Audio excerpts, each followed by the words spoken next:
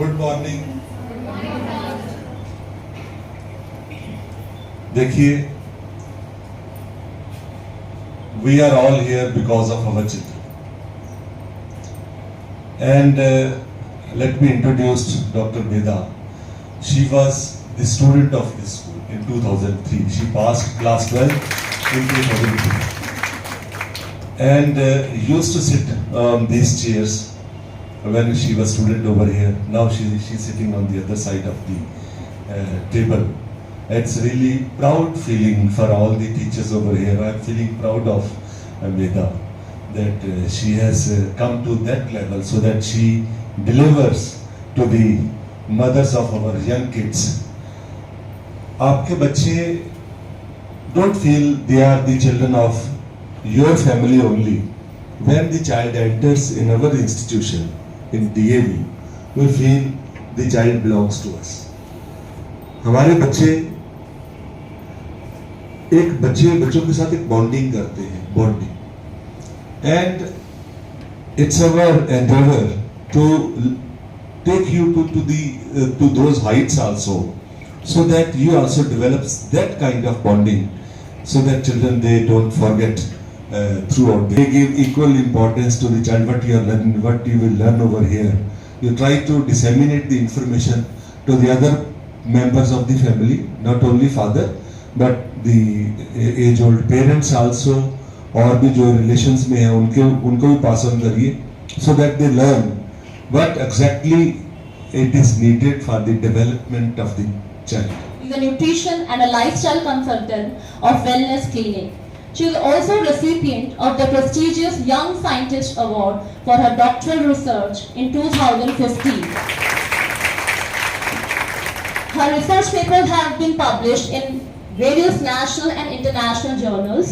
And last but not the least, sir has already mentioned, she is an alumnus of DAV Sayabad, and we are proud to have you here today. Along with her, we have another eminent speaker of the day, Dr. Raqib Ali, who is a renowned clinical psychologist and a psychotherapist with RCI. He is also an associate professor at Gautam Buddha University, DIPSA, NIPCCD, RBSK. He is also heading Cube Clinics, providing a wide range of mental health services. So without taking much of your time, yes, you can have a big round of applause, please. I'm handing over the mic to both the speakers. Thank you. Lifestyles and even behaviors. So my part is, being a clinical psychologist, is to focus on the behavior part. And I think हम as parents हम चाहते क्या हैं सब? Ideally हम लोग क्या चाहते हैं? हम चाहते हैं हमारे बच्चे फ्रूट्स खाएं, nutritious, so-called milk. और डॉक्टर वेदा बताएंगे कि how much nutritious the milk and how much we should allow our children to take it. But we want our children कि वो जो है milk लें, green leafy vegetables खाएं, चॉकलेट शुगरी प्रोडक्ट से बचें. What behaviors पर ध्यान दें. आप घर में खूब सारे चॉकलेट, चिप्स, मैगीज ये सब लेकर आने के बाद बच्चों को ट्रेन कर रहे हैं कि नहीं खाना है, ये ओवर स्ट्रैटेजी है, बहुत मुश्किल आएगी. उससे बेटर है कि हम वो चीज़ लेकर ही ना आए घर में.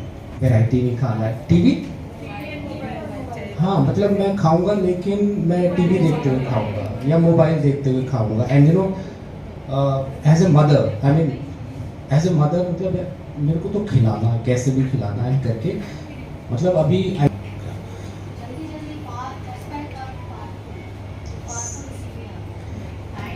we have less time.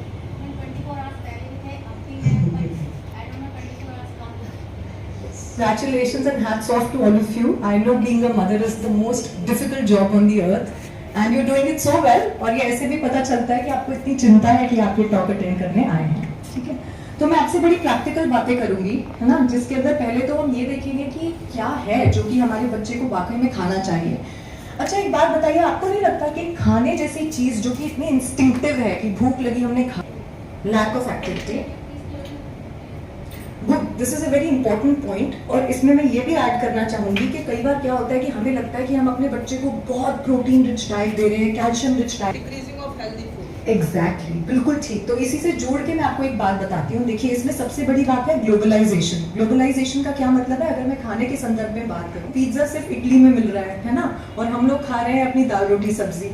अब इतना ज्यादा ऐसा हो गया है कि ग्लोबल हो गया है सब कुछ, कि वो पूरा एक फूड कंफ्यूजन की स्टेट बन गई है, और बच्चों का एक्सपोजर भी बहुत ज्यादा बढ़ गया है। तो एज अ मदर मैं आपको बताती हूँ मैं पर्सनली क्या चैलेंजेस फील करती हूँ।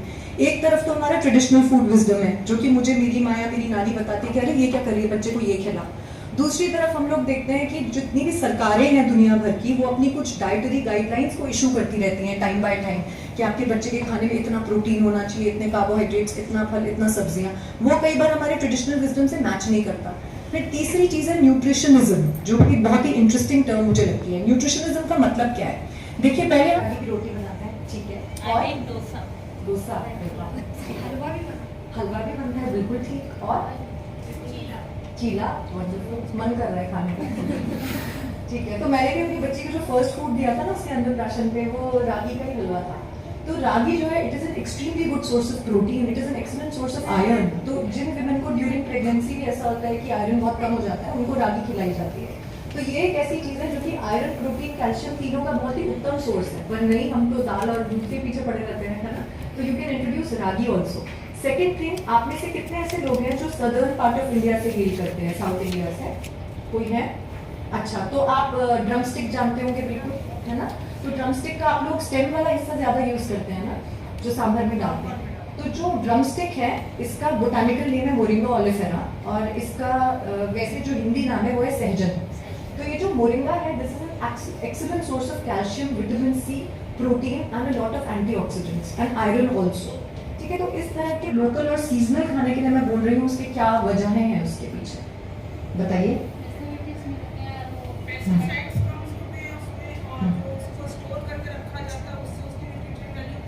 बहुत, आप दोनों के पॉइंट से बिल्कुल ठीक है। देखिए, जो सब्जी मौसम पे उग रही है, उसके अंदर हमको फर्टिलाइजर्स, पेस्टिसाइड्स, इंसेक्टिसाइड्स ज्यादा डालने ही नहीं पड़ेंगे बाय डिफॉल्ट। उसको स्टोर करके रखना नहीं पड़ेगा कि उसमें और माइक्रोबियल कंटामिनेशन हो जाए, और उसकी जो न्यूट्रिटिव वैल्यू है वो रिटेन रहती है यदि उसे बहुत लंबे समय तक स्टोर नहीं किया गया है। तो यही सेम रूल्स जो है आप फलों के लिए अप्लाई कर सकते हैं। वो मॉडल अच्छा बनना पड़ेगा, क्योंकि वो हमें देख देख के सीखते हैं, उसे सुन के नहीं सीखते, है ना। और ऐसी कई सारी साइंटिफिक स्टडीज है जिनकी डिटेल्स अभी शेयर करने का समय नहीं है, पर देखा गया है कि बच्चे अपने पेरेंट्स के जो ईटिंग बिहेवियर्स है उनको मिमिक करते हैं, अनफॉर्चुनेटली मदर्स के, क्योंकि मदर्स ही ज्यादा उनके अराउंड होती हैं खाना खाते समय। तो we lead by example, we good role model. दूसरा, उनके जो ऐसे फ्रेंड्स हैं ना जो कि खाना खाने के अंदर अच्छे हैं, आप उनको घर बुलाते रहिए, ठीक है।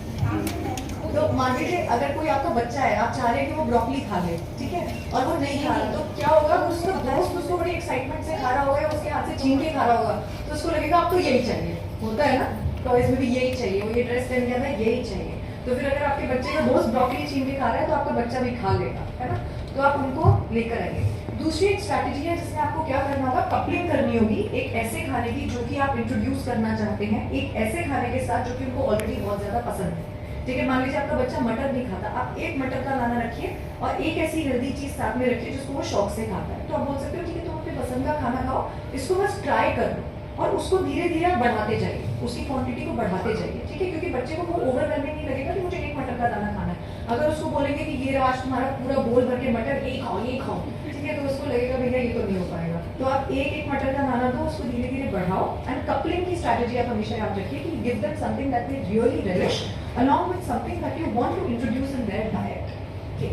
Then the next thing is that you have to try again and again and again.